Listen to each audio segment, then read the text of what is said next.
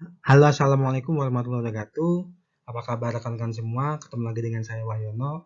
Untuk video kali ini saya akan membahas topik tentang teori bilangan atau number theory. Tapi video untuk membahas teori bilangan ini akan dibagi menjadi dua part. Untuk part yang pertama ini kita akan membahas basic konsep dari teori bilangan.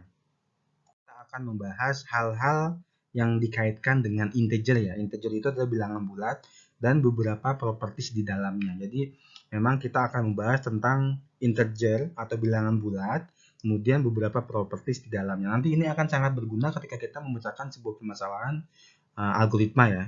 Oke, di video kali ini kita akan coba membahas beberapa prinsip dasar dari sebuah bilangan bulat. Yaitu kita akan memulai dengan yang disebut sebagai divisibility, yaitu apakah sebuah bilangan itu bisa dibagi dengan bilangan lainnya.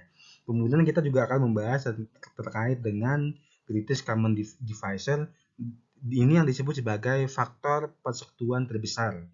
Kemudian ada least common multiples, ini adalah kelipatan persetujuan terkecil atau KPK ya. Untuk yang GCD atau kita nyebut sebagai FPB di dalam bahasa Indonesia. Dan yang terakhir kita akan membahas modular aritmatik. Nah, beberapa 4 hal ini yang akan kita bahas. Nanti juga kita akan membahas beberapa algoritma yang relevan. Seperti itu ya. Oke, mungkin untuk yang pertama kita lihat dulu konsep atau prinsip dasar dari pembagian atau divisibility. Jadi kalau seandainya kita memiliki dua buah bilangan A dan B, jadi A dan B ini adalah integer, dengan A itu tidak sama dengan 0 ya, jelas ya. Jadi A ini harus lebih besar dari 0. Nah, kita bisa mengatakan bahwa A habis membagi B jika ada bilangan C ini di sini bilangan bulat ya. Jadi semua bilangan yang saya sebutkan di sini bilangan bulat, bukan bilangan real tapi bilangan bulat.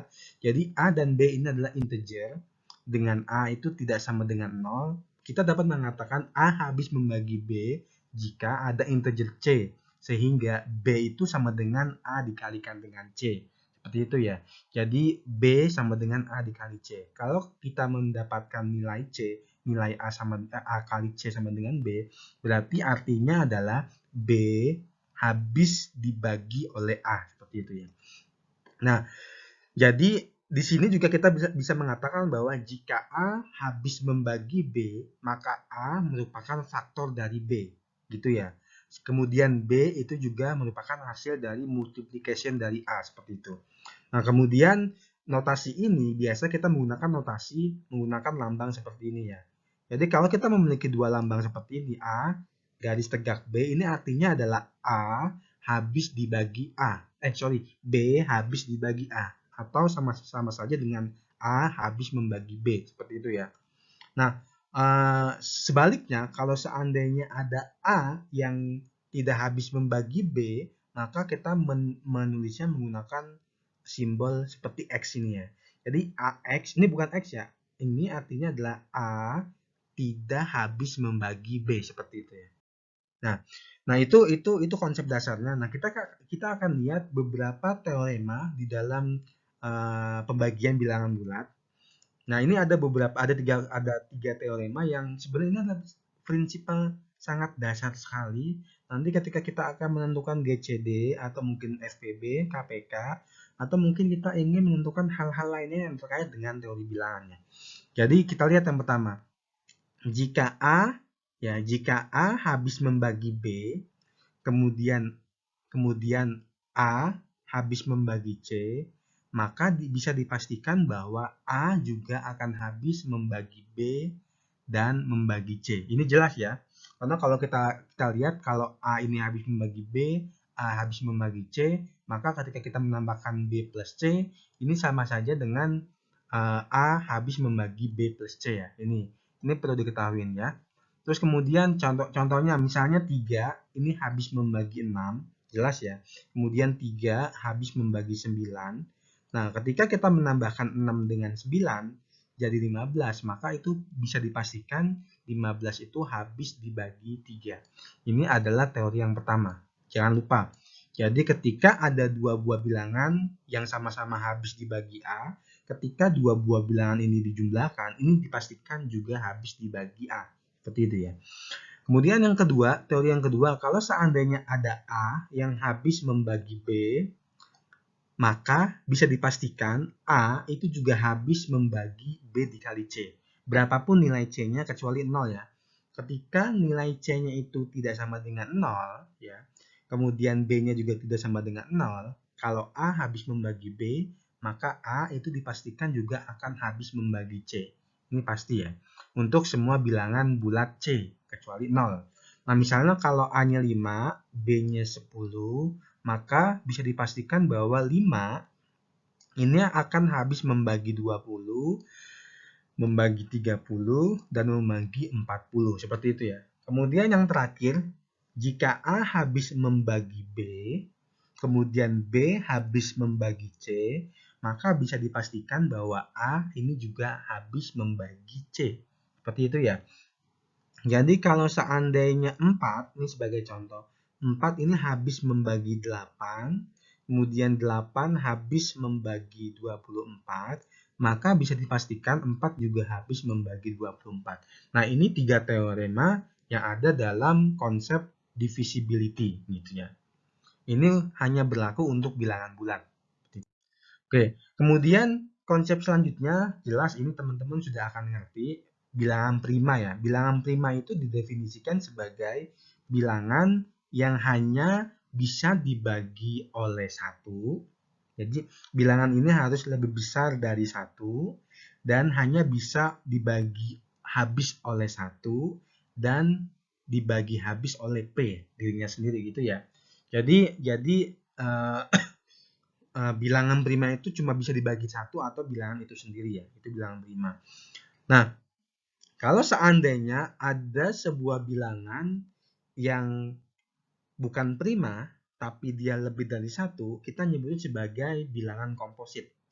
Jadi bilangan komposit itu sebaliknya dari bilangan prima.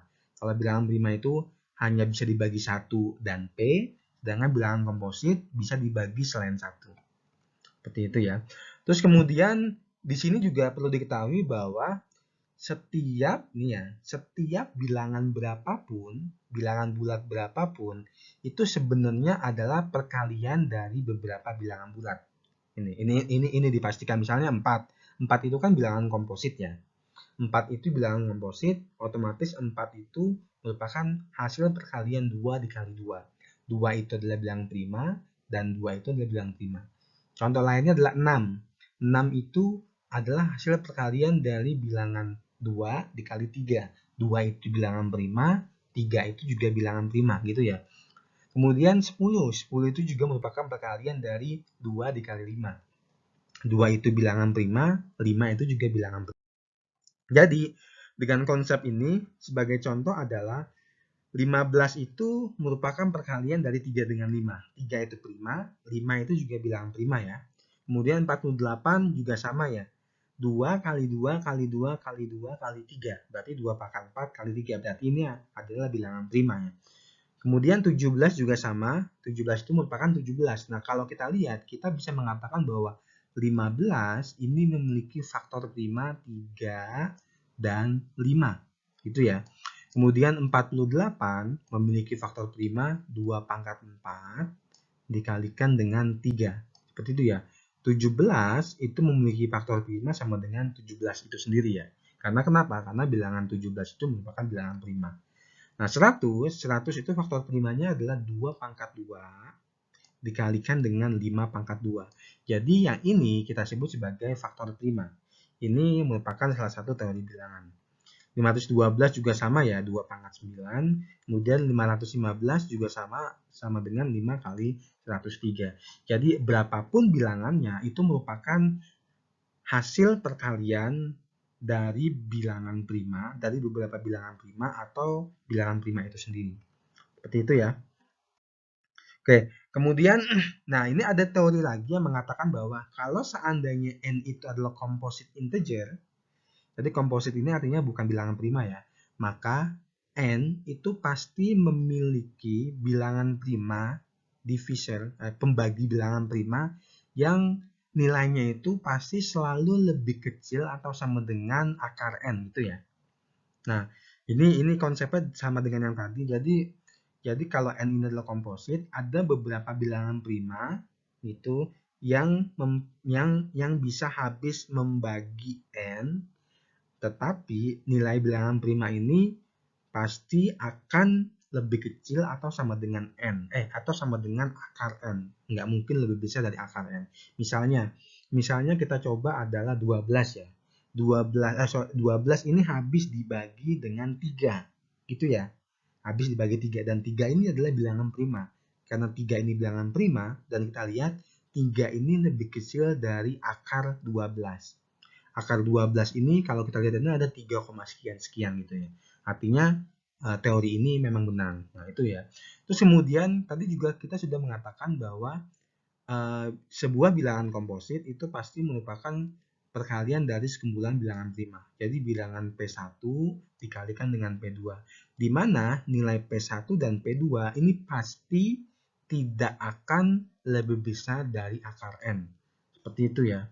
Jadi karena ini tidak lebih besar dari akar N, maka dipastikan bahwa P1, prima 1 atau prima 2 ini pasti lebih kecil atau sama dengan akar N. Nah, pertanyaan sekarang adalah bagaimana cara menentukan bilangan prima dari sekumpulan bilangan. Gitu ya. Ada satu algoritma yang kita bisa gunakan, yaitu menggunakan shift algorithm. Jadi kita paling gampang ini adalah kita membuat sekumpulan bilangan. Nah, kemudian kita mulai dari 2. Nah, 2 ini bilangan prima ya, 1 ini bukan prima ya, 2 ini bilangan prima. Maka semua kelipatan 2 itu bukan prima. Seperti itu ya. Misalnya saya punya 2, 3, kemudian 4, seperti ini ya.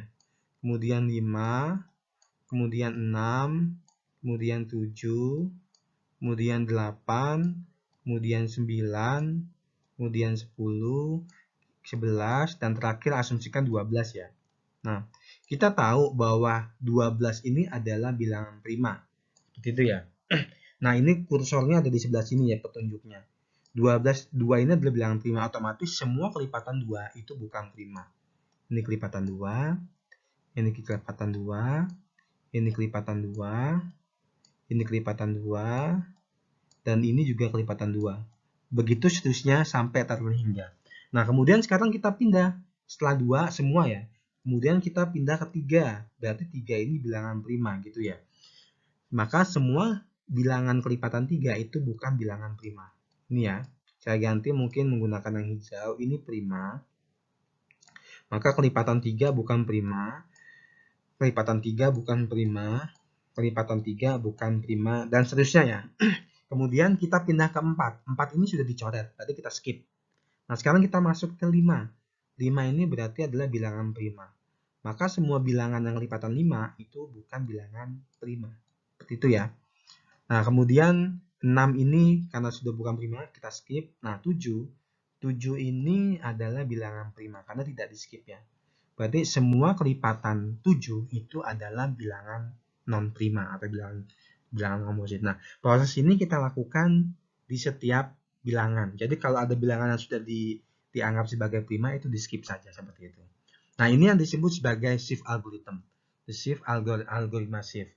Nah, ini contoh contoh lainnya ya. Ini saya hapus. Ini saya hapus. Ya, ini saya hapus. Saya mencontohkan hal yang sama. Nah, oke, saya hapus supaya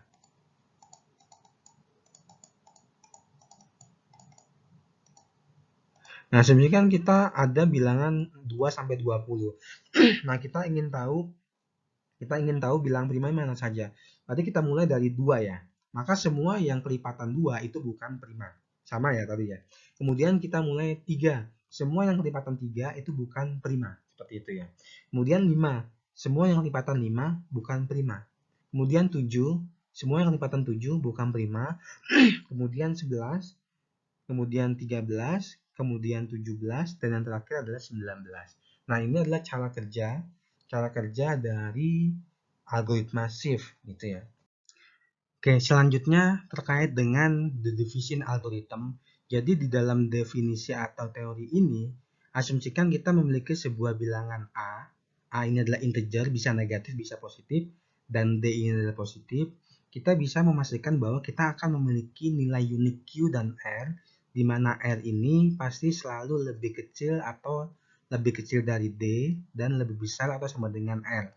Sehingga A itu sama dengan D dikalikan dengan Q ditambahkan dengan R. Nah, konsep ini nanti akan kita gunakan ketika kita mencari atau menyelesaikan masalah-masalah yang ada kaitannya dengan bilangan.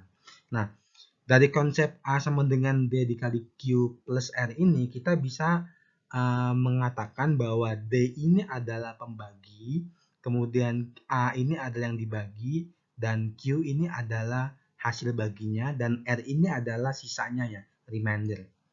Nah, sebagai contoh misalnya adalah kalau kita ingin membagi 17 dengan 5, maka kita akan mendapatkan nilai D-nya itu adalah 5, nilai Q-nya itu adalah 3, dan nilai R-nya ini adalah 2. Jadi 17 ini adalah yang dibagi, 5 itu adalah pembagi, 3 ini adalah hasil pembagiannya, dan 2 ini adalah sisanya.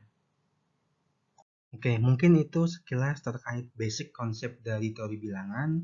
Untuk lebih detailnya lagi, kita akan lihat di bagian kedua, yaitu bagaimana cara kita menggunakan teori bilangan ini untuk kasus-kasus tertentu. Terima kasih. Wassalamualaikum warahmatullahi wabarakatuh.